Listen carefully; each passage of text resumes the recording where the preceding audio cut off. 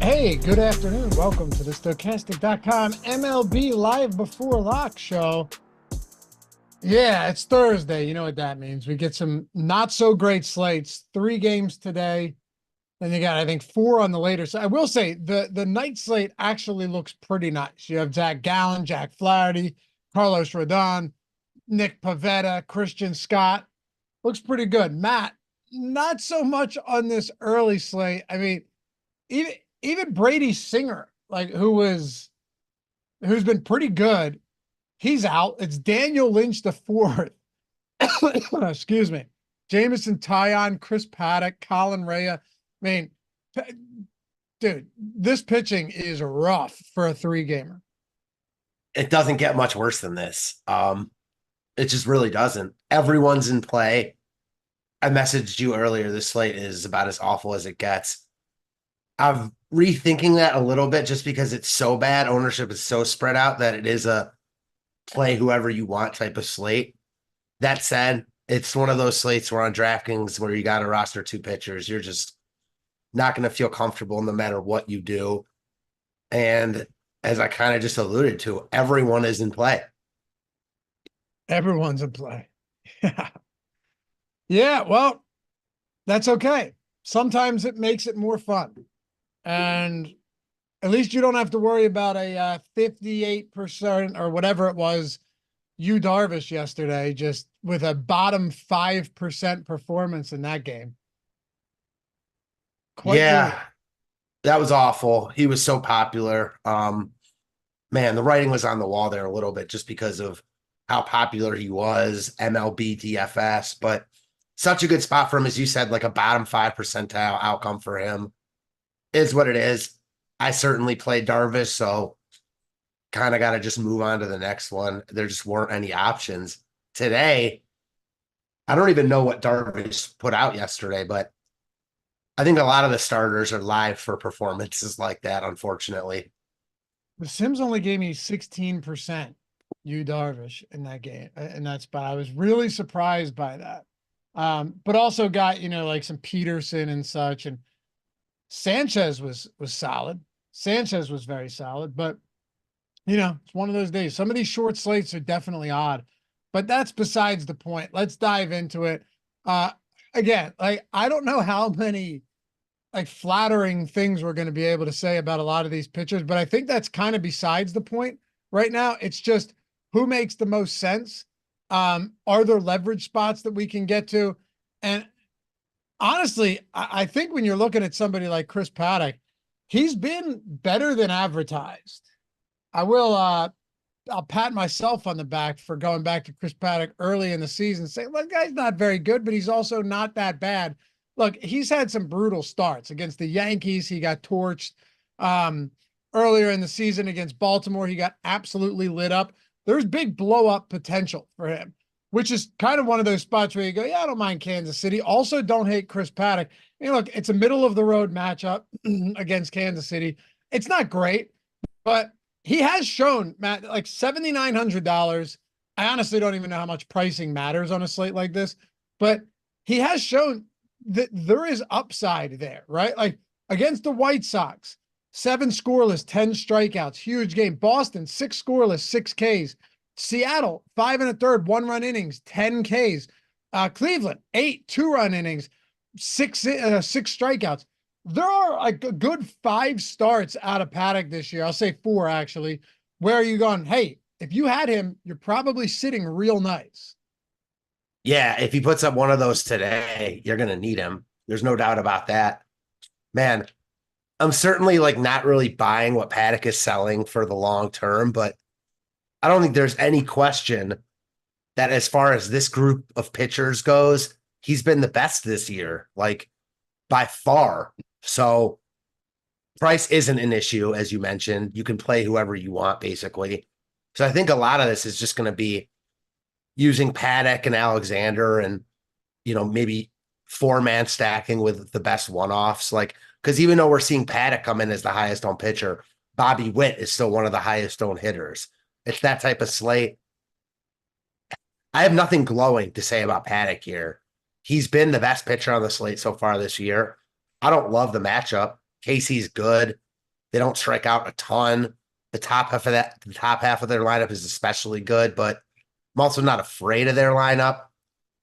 And as little as I can say about like glowingly about Paddock, I can say even less glowingly about the other guys. So that's really all I can say. You break it down, you look at Kansas City, and they don't strike out at a high clip against righties. That's the one thing. They really don't. They have one of the lowest K rates in the league against righties. But, 99 WRC plus is what, 17th in the league, 159 ISO against righties. Certainly not bad. That's what, top 10, I think. So all of these numbers look fine. 313 weighted on base average. I'd say it's a below average matchup for Paddock. The question just comes in like, where are your pivots? Because Paddock on the year, 375 xFIP, perfectly reasonable. Average K rate sitting around 21%. He's not walking batters. Honestly, I just see this as a 10.9% swinging strike rate, by the way, 26% called plus swinging, which is, whatever. I honestly just view this as a totally neutral matchup. Would you be willing to run, Bobby Witt against Chris Paddock and also have Chris Paddock in lineups? Definitely. I think that's not going to be like a sneaky approach. I think a lot of people are going to do that because Witt is so good and it's easy to afford. No issues with that on this type of slate. I mean, especially when you get slates like this, where all the pitchers are shaky and they're all liable to give up some runs. Again, doesn't mean it's going to work out like that, but Ks are king. So if Paddock just gets a bunch of Ks, that's all he really needs. I think you can roster a couple bats against your pitcher today. I don't think it's all that crazy at all. It's funny though, because somebody like Jamison Tyon, he's $8,300. He's only made, I think he's made like 7 starts this year. He was on the IL coming into the season. He's not good, but he's also another one of these like totally average pitchers. What I'm having trouble understanding, and I know that DraftKings, will adjust prices based on slate size and, quality of the slate, but 8,300 on Tyon just seems like it's too high. He's not really an $8,300 pitcher, especially when I wouldn't even care if he was going out there and getting blown up each time out, but you're going, oh, well, he's got a 30% strikeout rate, so we can live with that. He might just have one of those games. He has a 15% strikeout rate on the season. That's far from encouraging. Like all of the underlying numbers on Jamison Tyon show a, average to below average pitcher. And from a strikeout standpoint, far below average. Each of the last 2 seasons, sub 10% swinging strike rate. This year, it's at 7.9%. If you're going to Jamison Tyon today, you're hoping he's getting through like 6 or 7 clean innings, because I don't necessarily know where you're going to get the upside from. I agree with you, but I disagree with you just in the sense that in the context of this. Matt? No, it's both. I agree with you in the sense that he's too expensive and he doesn't have upside at this price, but you don't need it today. The pitchers are so shitty that Tyon could just be okay and be the best pitcher on the slate. We're live for all these guys to get 10 or under. Probably won't work out that way, but I mean, Colin Rea is worse than Tyon, and I know he's cheaper. I just don't think the price matters. I don't think you're looking for that 6-7 inning performance from Tyon. If he goes 5 innings and has minimal damage, sign me up right now. Again, it's more of a price doesn't matter thing. Paddock is the better play. Our top pitcher tool shows that. Tyon's actually at the bottom of the 4 guys we have, but Paddock's also getting so much more love. So yeah, he's cheaper and projected better, a little bit better, but it's so close. It's the type of thing where playing Tyon over Paddock might just be worth it because of the ownership. It might not be, but it certainly could be. We had a question. We're live in playback too, by the way. Oh, and I forgot to ask, if you don't mind, take a single second, hit that thumbs up, subscribe to the channel. Goes a long way. We appreciate you guys for it. So thank you in advance. Caveman said, why the fuck is the Sims on Hogan Harris I'm doing a run right now. My guess, Matt, my best guess would be because pitching is terrible. Now, I don't know how much Hogan Harris you're getting to, but your alternatives are Daniel Lynch, Tyler Alexander, Colin Rea, Chris Paddock, $8,300 Jamison Tyon. It's kind of just one of those days. You know, I don't think anyone's going to argue that Hogan Harris is good here. And I don't know, maybe we adjust this. I know we're running an update right now, so it could just look totally different. But that's not Mike. Run it again. You got to run it again. Can I hop in here real quick? Yeah. Because I see that our tools have updated a little bit with Hogan Harris now in there. And for me, pretty clearly why he's being pumped out. Everyone outside of Paddock who has a 50% chance of being a top 2 pitcher is between 35 and 40, including Harris. And he's getting by far the least amount of ownership. So I think it just makes sense in that regard. Yeah, pretty much. Tyler Alexander's the one guy I think from just an overall popularity standpoint that he's going to be up there for 2 reasons. And by the way, it's not like he's been good. But you've seen him go 90, 105, and 93 pitches over his last 3 outings. He's also just got absolutely shit on by the Yankees and Kansas City Royals, right? However, he's facing Oakland, and people tend to just assume that Oakland is bad. But here's the difference. I like Oakland bats.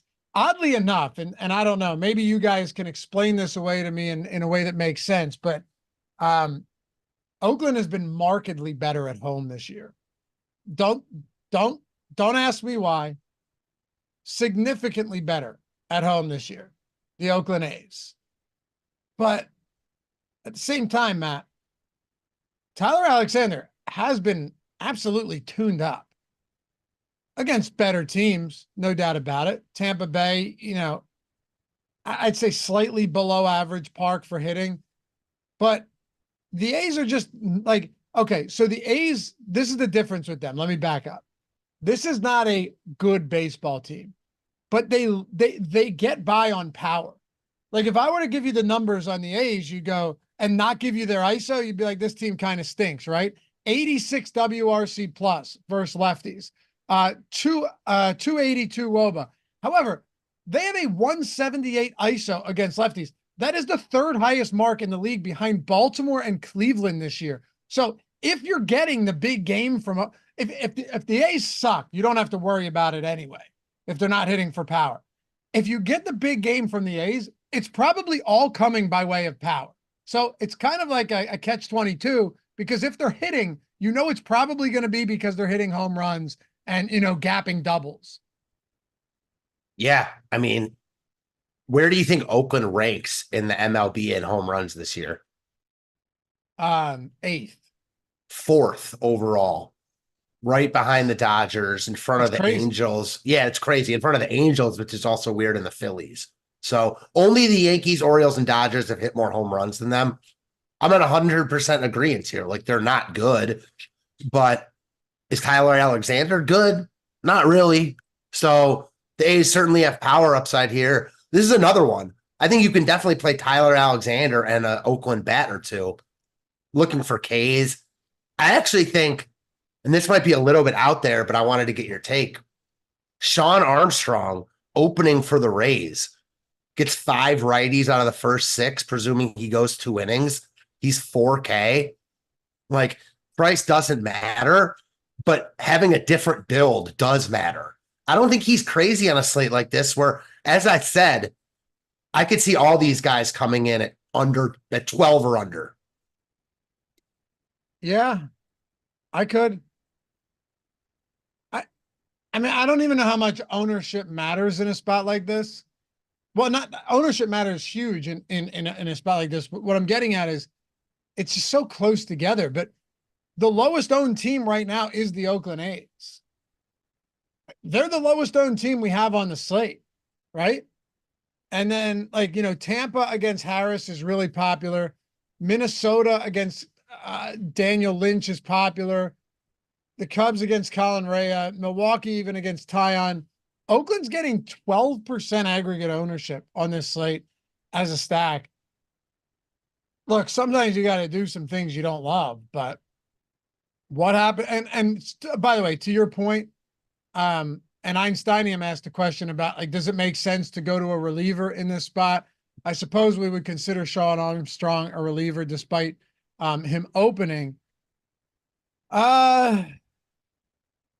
He's the guaranteed reliever that's going to pitch. Like, he's not great, but if there was ever a time to use a reliever, I think it's this slate, because one big problem with using a reliever, aside from the fact that they don't pitch deep into the game, obviously they pitch for an inning or two, is that you never know when they're going to pitch. Like, you can't use a closer because you don't know the game is going to be a safe situation.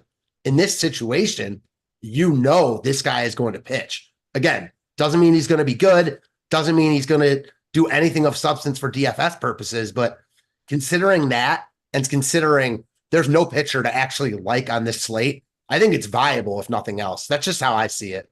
So what do you think? Like 2 innings? You hope for 2 innings. And to be honest, with Oakland's 3, 4, 5 hitters, all righties, why wouldn't they give him 2 innings here and then let Alexander come in after that, considering his they only struggles? have one lefty in the entire lineup. Oh, Bleday's the only lefty? Yeah. Okay, so even still, though, so I don't know. I guess maybe that's me trying to convince myself they'll give him 2 innings. No, I get what you're saying. I get what you're saying. Like righty-righty matchups outside of Bleday, the whole lineup is right-handed. Well, no, I'm sorry. Toro is leading off. He's switch. That's what I'm saying. So you have, but I'm saying you still have the platoon advantage for the hitters. Yeah, you're right. And the first 2. But yeah, once you get through that, the 3 through 9 hitters are all right-handed for Oakland. Yeah, so you've got 2 lefties and then the rest righties. Weird. So I don't know. Might mean nothing. It's just the fact that a different build on a slate where I do think, like, we're seeing Paddock as the 2nd highest owned pitcher now. But as I mentioned, Bobby Witt, the highest owned hitter. So all the expensive bats are going to be high owned. I think the best way to get different on this slate is just using bottom of lineups. I don't think salary is basically anything on a slate like this.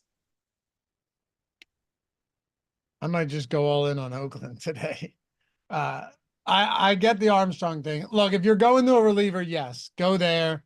Maybe he pitches 2 clean innings and gives you a few strikeouts. He's dirt cheap. So then the natural question after that, then, Matt, is what does it open up for you? So it opens up for you. There are expensive bats on the slate.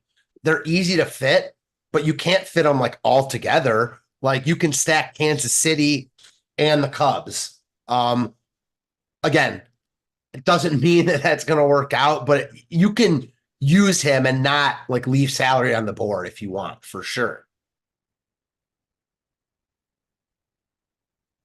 Tyler Alexander. Yeah, it looks like he's been a little bit unlucky, but still a 240x ISO against righties this year. 374 expected woe, but 9% swinging strike rate. Not great. Not great at all. You know, the reason I keep talking about this is because he's popular. Yeah, I mean, he's not very good, but no one on this slate is very good. So I don't know. We kind of talked about it before. I think the ownership game is really important here, which is why a guy like Hogan Harris stands out, because he's probably a little bit worse than these other guys. And I don't even know if he's in a worse matchup. Tampa kind of stinks, and he's not getting nearly the ownership. So that play makes a lot of sense to me. If you looked at these pitchers right now, is there anything that stands out that you just don't want to get to? Like, Daniel Lynch is $7,000. He had a great start. He's a lefty against Texas, his first time out. 5 innings, 74 pitches, 6 Ks. Last time out against the Angels, perfectly fine. Didn't allow any base runners, just didn't do anything else. You know, in very, very limited work, he's been good. How deep do we think he can go? Man, I don't know. It's a good question. I think he can. I think he can throw 80 pitches. Okay. I I was gonna I think a do. lot of it depends on how he's pitching, but yeah, I don't see anything wrong with that. Well, I mean, we could always pull his game log up, and someone in chat might be able to do it for us, which is always appreciated as we're trying to work through things here. I mean, so they recalled him from AAA Omaha for this spot start, and because the last time he's made an appearance for Kansas City was the 9th of May. But what I mean, so what, 45 innings? He hasn't been particularly good at AAA, but I would assume that he's making starts and he's making, you know, normal starts. Like he's not limited or anything like that. So my guess is that he's more than enough stretched out. Question is, like, are you looking to get there against the Minnesota Twins? I mean, no, but why not? You know what I mean? Like, do I want to? No, but is he just as viable as these other garbage cans we've talked about? Yeah, definitely. Especially because I almost feel like Minnesota and Lynch are going to be two of the lower owned sides, both pitching and stack wise. His last start, he went 7 innings in Omaha. Before that, 6 2/3 innings at Omaha. So there's that. Yeah, I mean, I think he's totally viable. Like, He's fine. He can go deep into this game. The question is he any good? If I had to guess, he's not great. no, but But is he better than Hogan Harris? yeah, I don't know. I don't know. Same. I mean, he started what? In 2022, he started 27 games for the Royals, 131 and 2/3 innings, 5.13 ERA, 5.07 xERA, 4.3 xFIP. What was his K rate? 20% K rate. That's probably just who he is. He's probably a 20% K rate guy with like a mid-4 ERA. Which on this slate is perfectly fine. Yeah. Tyon, Paddock, Rhea, Lynch, Alexander Harris, and then your opener, Armstrong. I don't think there's an unplayable pitcher. Although with that in mind, like I don't love Jamison Tyon up there. To I your like, point, go go ahead. ahead. I was gonna say, to your point, I get it. Like he's done a good job when it comes to run prevention. You know that this guy can go out there and throw 100 pitches like he did last time out. Um, all of that stuff at least makes him viable here for sure. But God, that strikeout stuff has been brutal. You just got to hope he goes deep in the games, gets some called strikeouts for real, because he has 4 or fewer strikeouts in all but 1 start this season. And that's on 7 starts, 4 or fewer strikeouts, 15% K rate. Wow. Yeah, I mean, the only thing I'll say there is like Colin Ray is even worse. So it's almost a pick your poison thing. He's got a 5.66 expected ERA, 15.5% K rate. Like he stinks. So I don't really feel like I want to go to him any more than I want to go to Tyon personally. I think Hogan Harris is totally viable. I think essentially everybody is at this point. Same with Alexander, although I like Oakland. I mean, Alexander with a pair of Oakland bats isn't even a crazy idea. Shit, if you're playing 100, 150 lineups, I don't see how you're getting away from having players against your pitchers today. Yeah, you have to just on the sake of getting different because I think that's a good way to do it. And again, none of these pitchers we expect to go like 5 inning or 7 innings of shutout ball. Like they're all going to give up some runs, most likely. It's about their strikeouts. So there's no reason why A slate like this, you could see an opposing pitcher against the best stack on the board, especially if they get to the bullpen a little bit. Just plays out like that when you have very weak pitching options. And what if pitching just doesn't matter on this slate? That's why I'm saying Sean Armstrong. Yeah, maybe it just doesn't actually matter. I don't know. It's difficult. All right, so I'm running the Sims here. We got it updated. So I'm going to tell you what we're coming up with, Matt, for this slate. You have any guesses? Do you think it's going to be stacked one way or the other, or just straight flat exposure to everybody as far as pitching goes? Nah, I think it's going to be giving us a lot of Hogan Harris. I mean, relative to the field, personally. What about Paddock? Paddock, I think it will also be. I think Paddock it will also be giving us because he looks like the best pitcher by far on the board. Right now, we have 49% ownership looking at our top pitchers tool to Paddock, 46 to Anderson, 31 to Tyon, 29 to Colin Rea, 25 to Daniel Lynch, 19 to Hogan Harris. I mean, Lynch and Harris are in play as a result. They're positively leveraged. Look, you never see this. Top 2 pitcher probability on DraftKings, right? It's top 2 because you have to play 2 pitchers there. Paddock, 45%. Anderson or Alexander, 34%. Daniel Lynch, 32%. Rea, 31%. Hogan Harris, 30%. And Tyon, 29%. Isn't that crazy? That's insane. Looking at the tools now with Lynch in there, he looks like by far the best pitcher on the board. Well, him and Harris. So I'm definitely going to be playing some Lynch myself.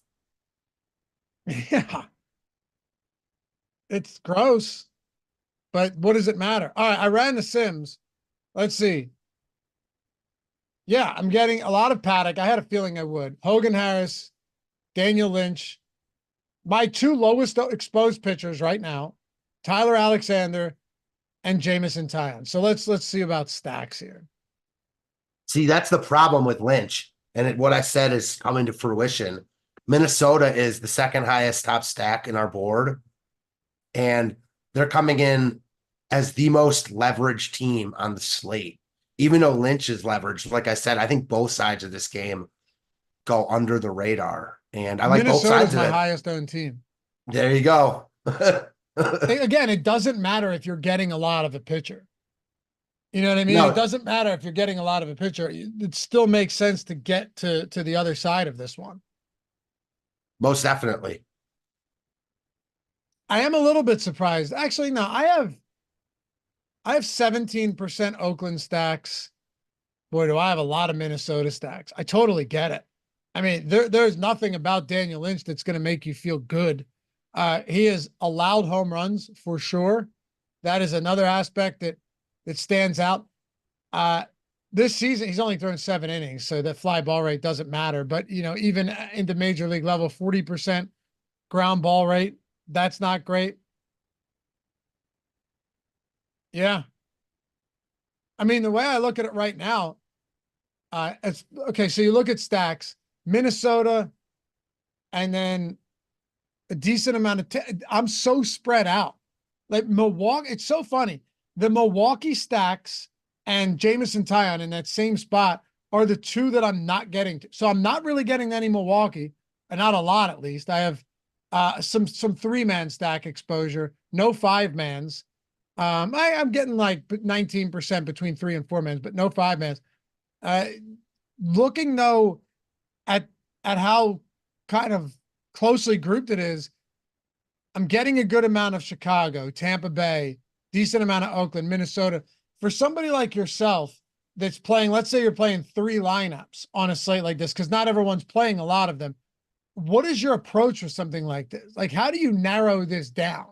Because you almost have to play the ownership game when you're playing limited lineups. You can't spread yourself thin enough to where you're just covering all your bases. No, you can't, especially like if you're multi-entering, you can get to basically everyone on a slate this size. When you're just playing 3, which I am today, you can't. So the ownership game is really important, as I've kind of been talking about with pitching. And even going farther than like what stacks are going lower owned, it's about looking at like the individual hitters. So like, man, if I'm stacking Oakland here, I'm going to go all in on Oakland and I'm going to use some of the bottom of the lineup because no one's going to go there. You know, their 12% ownership is all coming from the top guys. From the bottom guys aren't going to get any love. So I think that holds true for basically every team on the board here. I really, really like the bottom of lineups today, just in terms of getting different. Again, you don't have to go 5, 6, 7, 8, 9, but I like the 8, 9, 1, 2, 3s, the 7, 8, 9, 1, 2s. Like this, the bottom of lineups are just going to be like way, way lower owned than they should be because you don't need to go there without expensive pitching. But just because you don't need to go there doesn't mean it's not going to play out like that where you need those guys. Especially on a slate this size, again, without much opportunity cost. I do like slates of this size to play because I think there's a lot of leverage in going to bottom of lineups. So do I. And by the way, Bug Boy said, I don't think the Sims was designed to compute this much shit all at once. Seriously. I will say though, like these are the type of slates where the Sims comes massive. I mean, for all of them, but massively comes in clutch because I promise you, it's tough to make these type of decisions on these types of slates.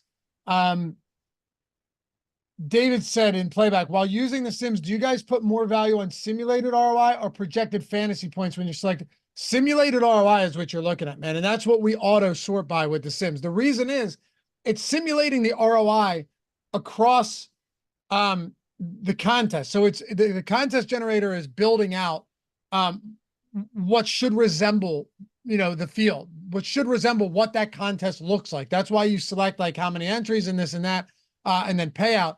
And then once you go in, you're simulating those lineups tens of thousands of times, and it's giving you the ones that within those tens of thousands of simulations performed the best. So, right. So that's what I'm saying. So what was the ROI on that specific lineup across all of those Sims? That's why the tool is valuable, right? Not projected fantasy points, because anybody can just go by projected fantasy points. You'll probably see some that have high projected fantasy points that just sim out really poorly because they're, for one reason or another, going to be chalky or whatnot. And with baseball, it's even crazier because you guys know, dude, you guys are here every day with baseball. Look at you, Darvish, right? Like, look at some of these easy play, easy stack, easy pitching option, and they just end up shitting the bed. It's the way it goes. So with simulated ROI, it's giving you the best lineups based on leverage and ownership and fantasy points and all of that stuff. So that's why it makes so much sense to do it that way. By the way, it's 50% off for the entire month. This is the only promo we've done since before the season started. It's going to be the last one as far as good promos we do go for baseball. I can almost say that with certainty.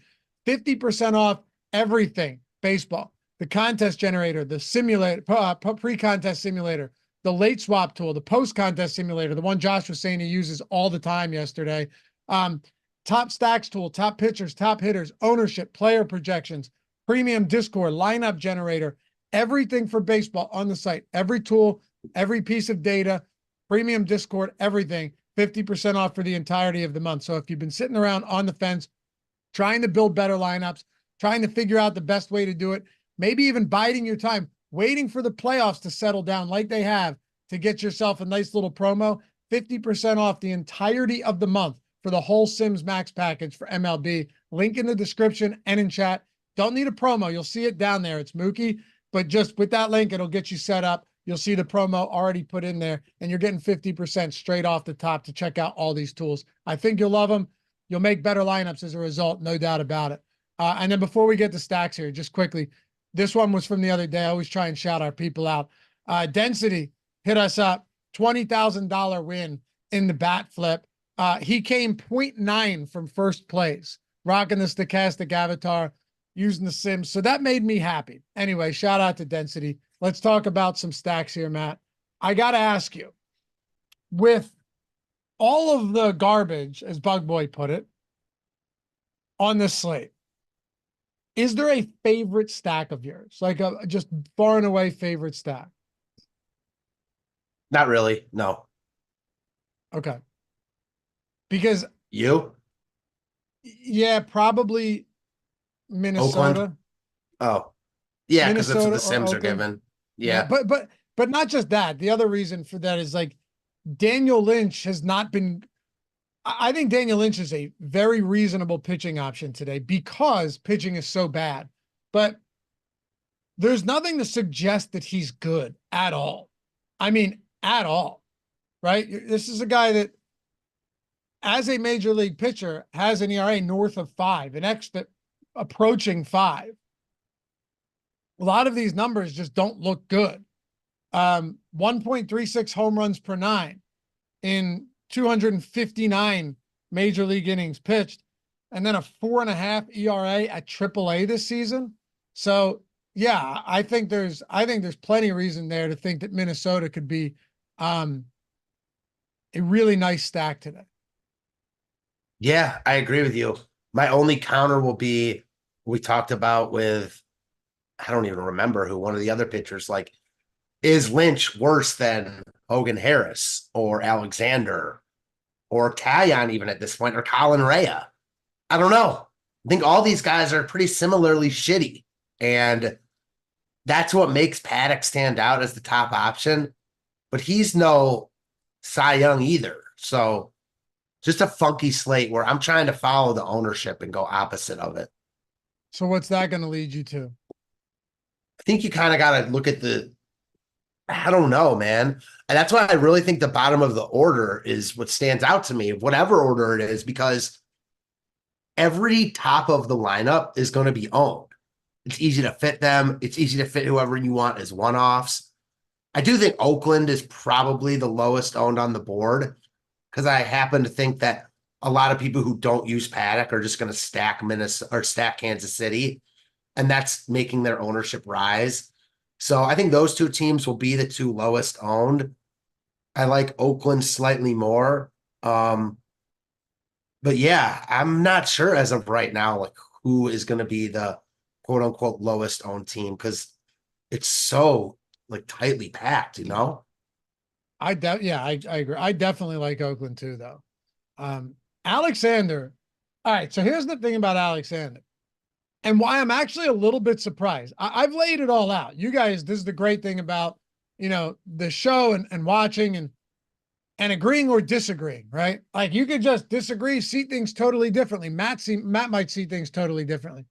Put me in the game, Coach Chris said, even when Oakland is in a good spot, they never come through for me. Good luck to y'all today with them.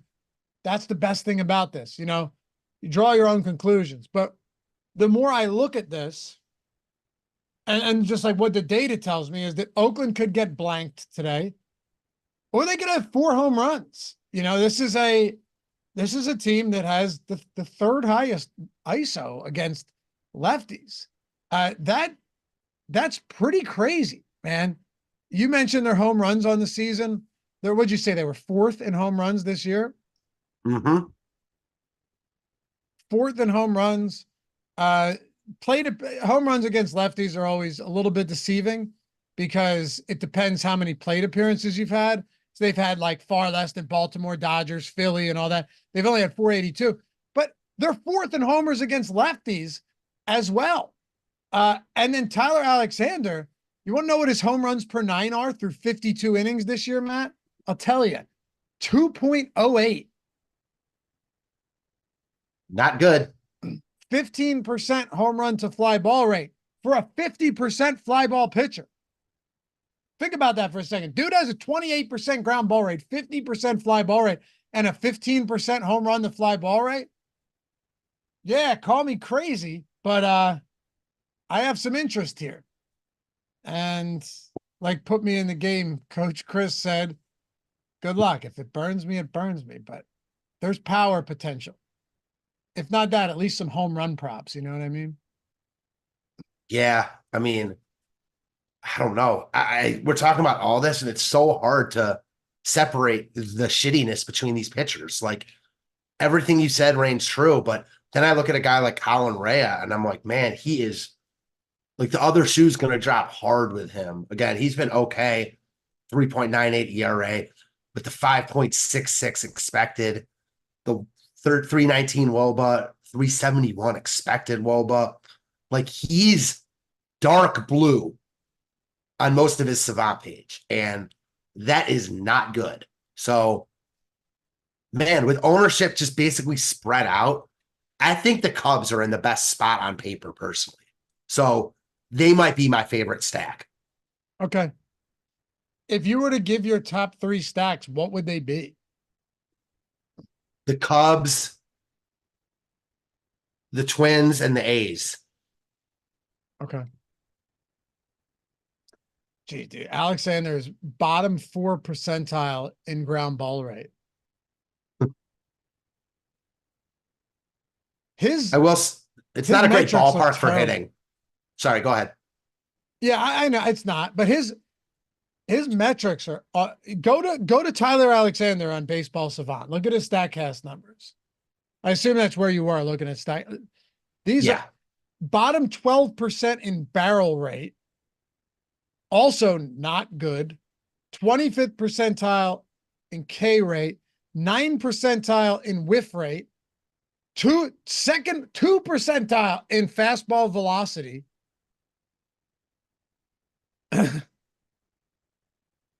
God, he's gonna go out there and throw a fucking gem, isn't it? It honestly looks a lot like Reyes. Like it really does. Yeah, it looks bad.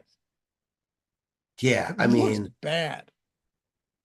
yeah, for sure. Man, maybe Cubs in Oakland. That's where I'm gonna land, I think. Well, let's have some fun with it. Pitchers, Hey. Go ahead. What's that? No, that's about all we can say for this slate. It's a tricky one. And then pitchers, yeah, guys, we're doing the best we can. I think everyone in here kind of understands what type of slate we're dealing with. Jake said, Laffy, thoughts on playing Alexander and Armstrong together? That's an interesting approach. I don't think they're Probably like, not. I'll say this. I don't think that playing Armstrong, like they're indifferent of each other, in my opinion. So like maybe you disagree with playing Armstrong and maybe you don't want to play Alexander. But I don't think because you play Armstrong, you can't play Alexander. Like we know what to expect from Armstrong, 1 to 2 innings, and then Alexander's going to come in. Like I don't see the correlation there personally. No. Yeah. I guess it doesn't make a difference. You know, this is a brutal slate when we're getting questions about, do we play 2 pitchers from the same team? From the same team. Yeah. Wow. That's like showdown style in football. Can we play Saquon Barkley and Kenny Gainwell? Damn, dude, that's wild. Can I play can I play Daniel Gafford and Derek Lively? No. Can I play both of the pitchers? Yo, if that works, Jake, shit, that'd be something awesome. This is the type of day where I wish I had football. I'll tell you that much, man. Oh, But yeah, it's coming. Jake, you got to throw at least one in there. You're going to have to hand build that one. I don't think the Sims is going to feed that to you, but yeah, it's crazy. Bug Boy said, no, that's like playing 2 QBs from the same team in showdown. Not really, because a quarterback is going to play, barring an injury, the entirety of the game. In this case, Armstrong is like your backup running back.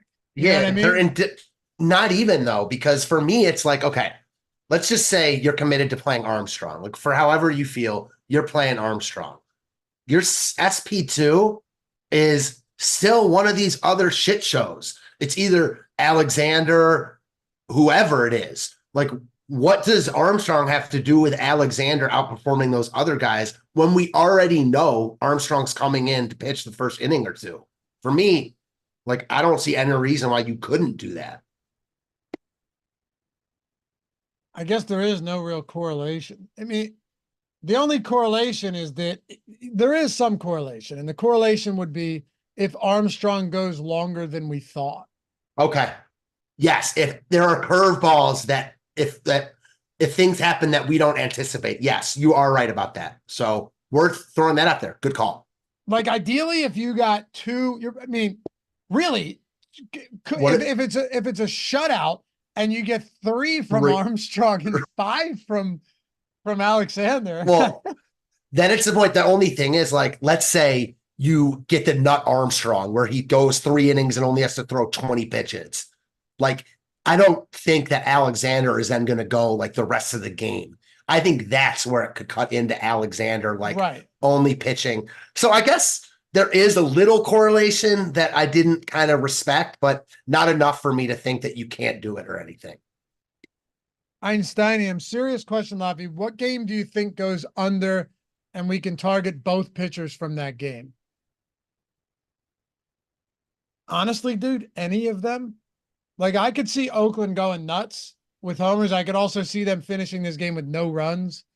Lynch and Paddock,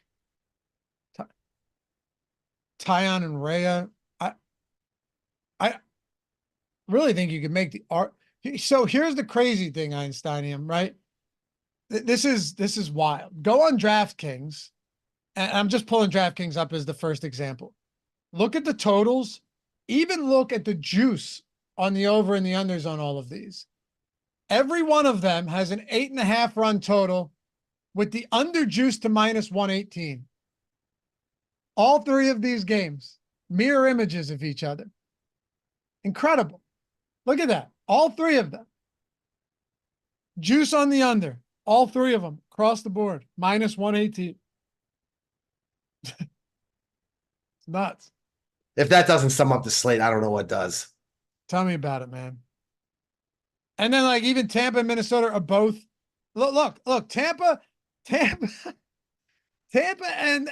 the Tampa, Oakland, Kansas City, Minnesota games have the exact same money lines and exact same totals down to the juice. That's bizarre. Yeah.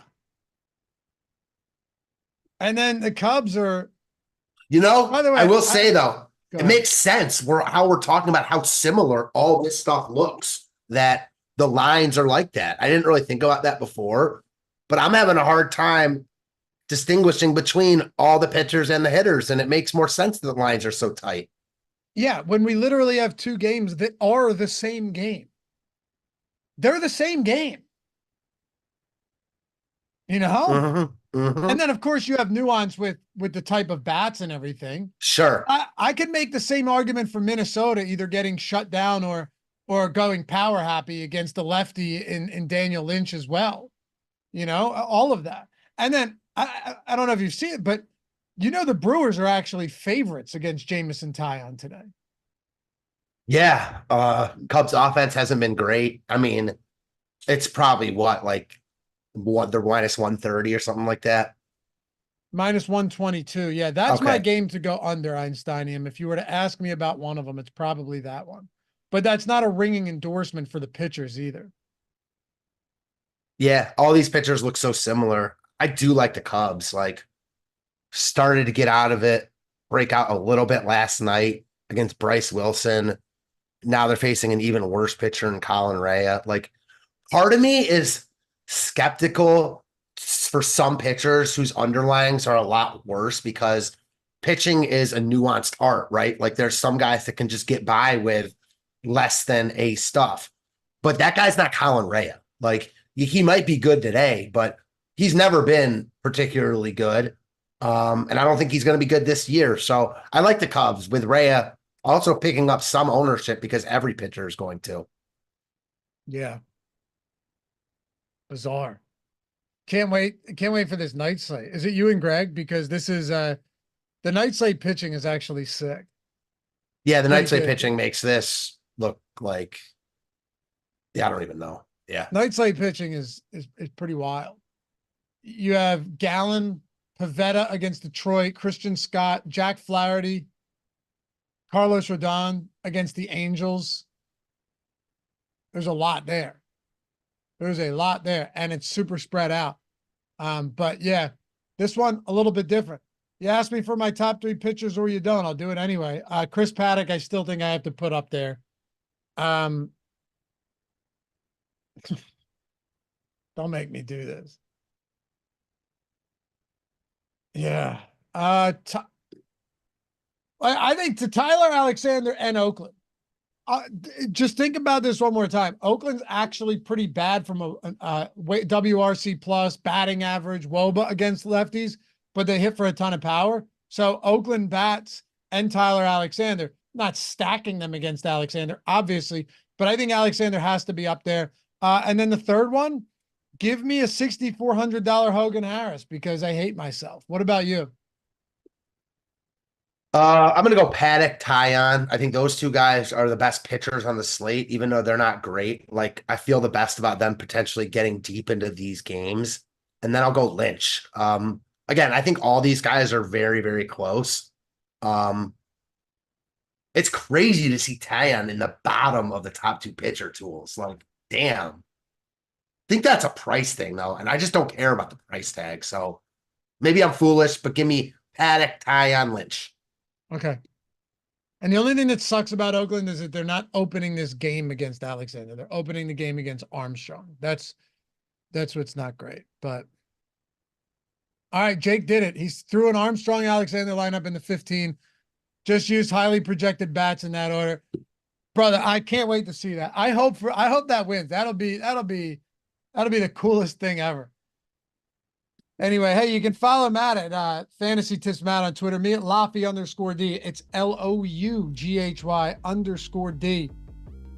Come say what's up. And remember, guys, of course, Live Before Lock tonight. You got Live Before Lock for basketball. We'll be on playback. Shout out to all you guys in playback right now. 50% off MLB Sims Max package. That's everything we have for MLB. We're only doing this for a week. So you're getting 50% straight off the top. Link in the description and in chat. You don't need to use the promo. It's up there, but it'll auto load for you. Come hang out and do me a favor. Say what's up in the Discord. You ever have questions, hit us up. We're happy to help. Good luck today.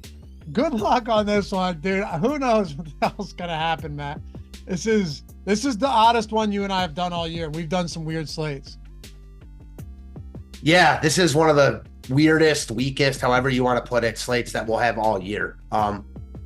Just because of how it played out. I mean, even Brady Singer, who like isn't particularly great, was by far the best option today and got scratched. So don't usually see MLB slates like this, but hey, we'll remember this one a few months from now at least. Good luck. Bye-bye.